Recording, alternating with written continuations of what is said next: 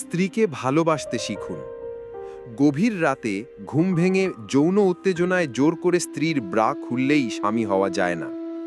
আমরা স্বামীর দাবি নিয়ে ব্রা খুলতে শিখেছি, কিন্তু কখনো কি স্ত্রীকে বলেছি, আজ তোমার শরীরটা কেমন?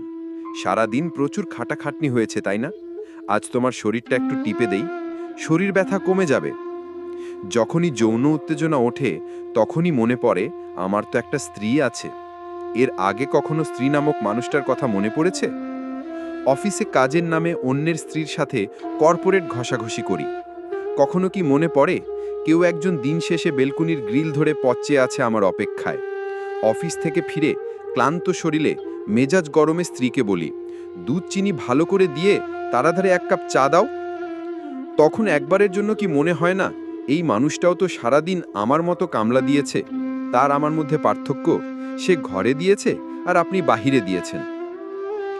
রাতে ঘুমের ভ্যান ধরে কম্বলের নিচে মেসেঞ্জারে ডিজিটাল পরকিয়া করার সময় ঘুমন্ত স্ত্রীর কথা একবারও মনে পড়ে না? আপনি তার বিশ্বাস ও আস্থার জায়গাটা নষ্ট করে তাকে ঠকাচ্ছেন। বাকি রইল বিয়ে। দেনমোহর আর কবুল বলেই স্বামী হওয়া যায় না। স্বামী একটি অন্ধ বিশ্বাস, ভরসাময় অস্থা। শুধু যৌনতাই স্ত্রীর সুখ না, ভালোবাসাই স্ত্রীর অফুরন্ত সুখ, শান্তি। অতৃপ্তির কারণে কন্ডমবিহীন সঙ্গম করেন। কখনো কি বলেছেন, আচ্ছা তোমার প্রতিদিন একই ট্যাবলেট খেতে ভালো লাগে, আজ থেকে বেশ কিছুদিন সঙ্গম বন্ধ রাখব, তুমি আর এই ট্যাবলেট খেও না প্লিজ, তোমার কষ্ট আমার সহ্য হয় না। স্ত্রী মানেই রোবট না, স্ত্রীও আপনার মতো রক্তে মাংসে গড়া একজন মানুষ। তাকে বুঝুন, বোঝার চেষ্টা করুন, বোঝা উচিত। স্ত্রী আপনার দায়িত্ব ও কর্তব্যের পাশাপাশি তাকে ভালোবাসাটাও আপনার মহা দায়িত্ব। আমরা স্ত্রীর যৌন উত্তেজনা বাড়াতেই শিখেছি।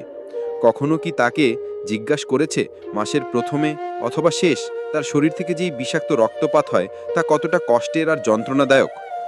যৌনতায় ভালোবাসা থাকে না, ভালোবাসা থাকে গভীর রাতে যৌন মিলন না করে স্ত্রীকে বুকে জড়িয়ে নিজের হৃৎপিণ্ডে ঢুকিয়ে তার কষ্টের কথাগুলো শোনার মাঝে, তাকে সান্ত্বনার মাঝে।